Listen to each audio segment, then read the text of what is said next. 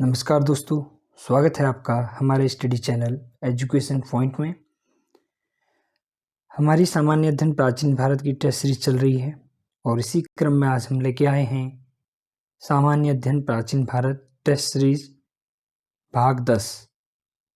और इस test series में हम वैदिक संस्कृति से संबंधित 25 महत्वपूर्ण प्रश्न पर चर्चा करेंगे, जो आपके आगामी पुलिस, एसआई, पटवारी, यूके, एसएससी, यूपीएससी व अन्य एग्जाम्स में लाभदायक होगी। तो शुरू करते हैं आज की टेस्ट सीरीज। तो आज की टेस्ट सीरीज का पहला प्रश्न है, पूर्व वैदिक या ऋग्वैदिक संस्कृति का काल किसे माना जाता है?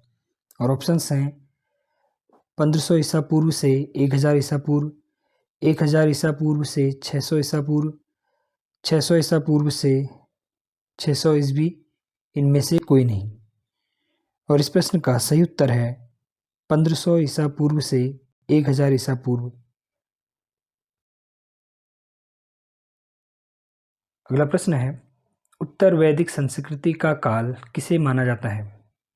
और ऑप्शंस हैं 1500 ईसा पूर्व से 1000 ईसा पूर्व, 1000 ईसा पूर्व से 600 ईसा पूर्व, 600 ईसा पूर्व से 600 ईस्वी, इनमें से कोई नहीं। और इस प्रश्न का सही उत्तर है 1000 ईसा पूर्व से 600 ईसा पूर्व। अगला प्रश्न है, आर्य शब्द का शाब्दिक अर्थ है वीर या योद्धा, श्रेष्ठ या कुलीन, यज्ञकर्ता या पुरोहित, विद्वान। और इस प्रश्न का सही उत्तर है श्रेष्ठ या कुलीन। प्रश्न है, प्रारंभिक आर्यों के बारे में निम्न कथनों में से कौन सा सही नहीं है? और ऑप्शंस हैं, वे संस्कृत बोलने वाले थे, वे घुड़सवारी किया करते थे, वे कई झुंडों में भारत पहुँचे, वे मुख्यतः नगरों में निवास करते थे। तो इस प्रश्न का सही उत्तर है डी, वे मुख्यतः नगरों में निवास करते थे। तो ये जो कथन है ये सत्य नहीं है और बाकी सभी सही हैं। आर्य संस्कृत बोलने वाले थे, वे घुड़सवारी किया करते थे और वो कई झुंडों में भारत पहुंचे थे, ये तीनों सही कथन हैं। जबकि चौथा वाला कथन, वे मुख्यतः नगरों में निवास करते थे, ये गलत है। आर्य नगरों में ना निवास करके ग्रामीण में निवास करते थे।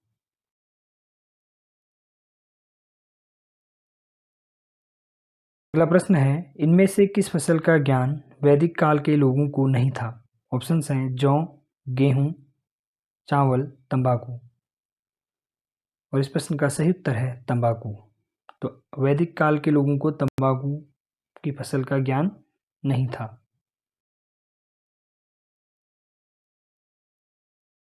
अगला प्रश्न है, उत्तर वैदिक काल के वेद विरोधी और ब्राह्मण विरोधी धार्मिक अध्यापकों को किस नाम से जाना जाता था? और ऑप्शन है यजमान, श्रमण, अथर्वण, श्रेष्ठनी।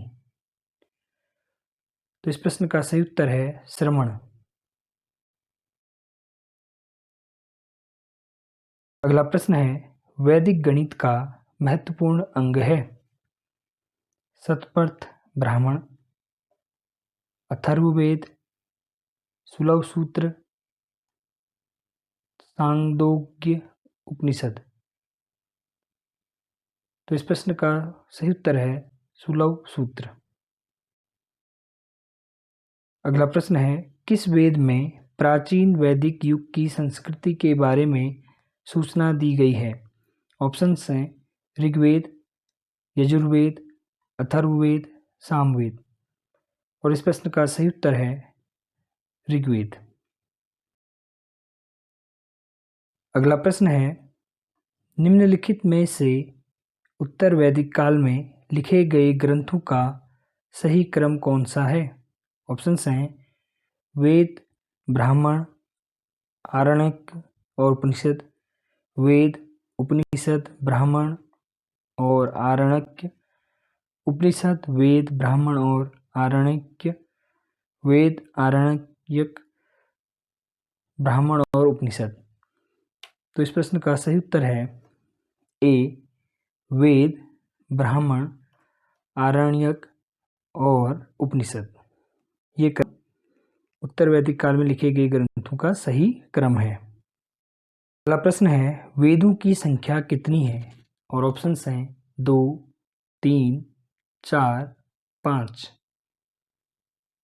और इस प्रश्न का सही उत्तर है 4। तो वेदों की संख्या 4 है। ऋग्वेद, यजुर्वेद, अथर्ववेद और सामवेद। तो ये 4 वेद हैं। अगला प्रश्न है, कौन से 3 वेद संयुक्त रूप से त्रयी या वेद त्रयी कहलाते हैं? और ऑप्शंस हैं ऋग्वेद, यजुर्वेद और सामवेद, ऋग्वेद, यजुर्वेद और अथर्ववेद, ऋग्वेद, सामवेद और अथर्ववेद, यजुर्वेद, सामवेद और अथर्ववेद।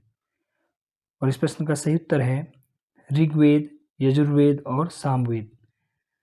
ये तीनों संयुक्त रूप से त्रयी या वेद त्रयी कहलाते हैं। अगला प्रश्न है, भारत के राज चिन्ह में प्रयुक्त होने वाले शब्द सत्यमेव जयते किस उपनिषद से लिए गए हैं? और ऑप्शंस हैं मुंडक उपनिषद, कठ उपनिषद, ईश उपनिषद, बृहदारण्यक उपनिषद। तो इस प्रश्न का सही उत्तर है मुंडक उपनिषद। अगला प्रश्न है, ऋग्वैदिक आर्यों का मुख्य व्यवसाय क्या था? ऑप्शंस हैं कृषि, पशुपालन, शिक्षा, व्यवसाय। और इस प्रश्न का सही उत्तर है पशुपालन। तो ऋग्वैदिक आर्यों का मुख्य व्यवसाय पशुपालन था। अगला प्रश्न है, भारतीय संगीत का आदि ग्रंथ कहा जाता है? और ऑप्शंस हैं ऋग्वेद, उपनिषद, यजुर्वेद, सामवेद। और इस प्रश्न का सही उत्तर है सामवेद। तो भारतीय संगीत का आदि ग्रंथ सामवेद को कहा जाता है। अगला प्रश्न है, प्रथम विधि निर्माता कौन है? ऑप्शंस हैं मनु, चाणक्य, चंद्रगुप्त, सेल्यूकस। और इस प्रश्न का सही उत्तर है मनु। तो प्रथम विधि निर्माता मनु को माना जाता है। प्रश्न है, कृष्ण भक्ति का प्रथम और प्रधान ग्रंथ है? और ऑप्शंस हैं महाभारत, श्रीमद् भगवद गीता, गीत गोविंद, इनमें से कोई नहीं।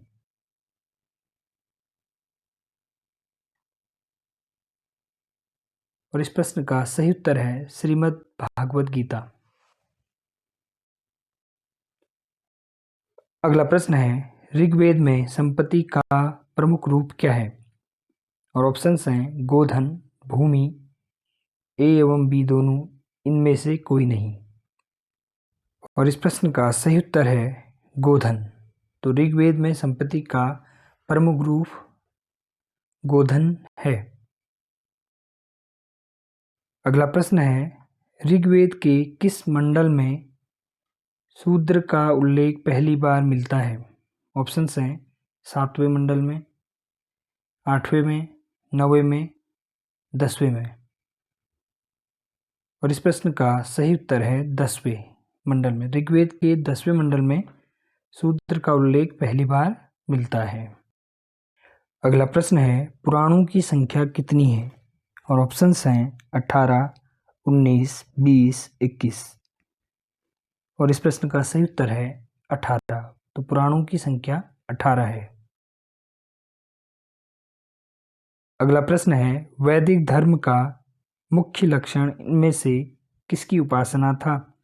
ऑप्शन है प्रकृति, पशुपति, देवी माता, त्रिमूर्ति। और इस प्रश्न का सही उत्तर है प्रकृति। अगला प्रश्न है, किस देवता के लिए ऋग्वेद में पुरंदर शब्द का प्रयोग हुआ है? और ऑप्शंस हैं इंद्र, अग्नि, वरुण, सोम।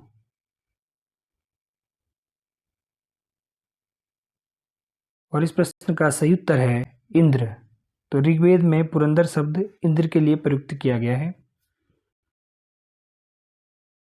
अगला प्रश्न है, सुलभ सूत्र किस विषय से संबंधित पुस्तक है? और ऑप्शंस हैं ज्यामिति, ज्योतिष, गणित, खगोल। और इस प्रश्न का सही उत्तर है ज्यामिति। अगला प्रश्न है, अस्तो मां सद्गमय कहाँ से लिया गया है? और ऑप्शंस हैं ऋग्वेद, यजुर्वेद, सामवेद, अथर्ववेद। और इस प्रश्न का सही उत्तर है ऋग्वेद। अस्तो मां सद्गमय ऋग्वेद से लिया गया है।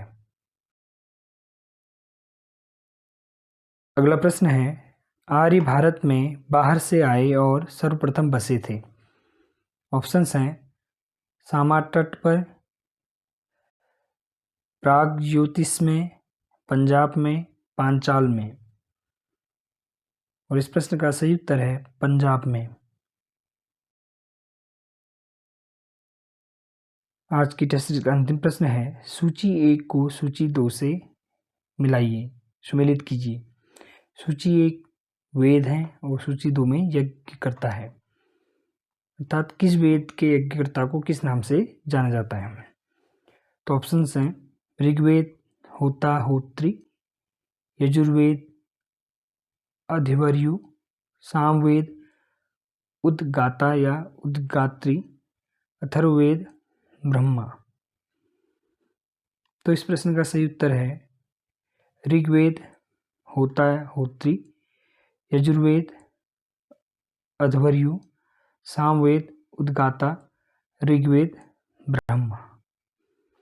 तो इस प्रकार पहला उत्तर ए सही है। दोस्तों, आज की ये टेस्ट सीरीज यहीं पे समाप्त होती है और फिर मिलते हैं एक नई टेस्ट सीरीज के साथ और भी महत्वपूर्ण प्रश्नों को लेकर।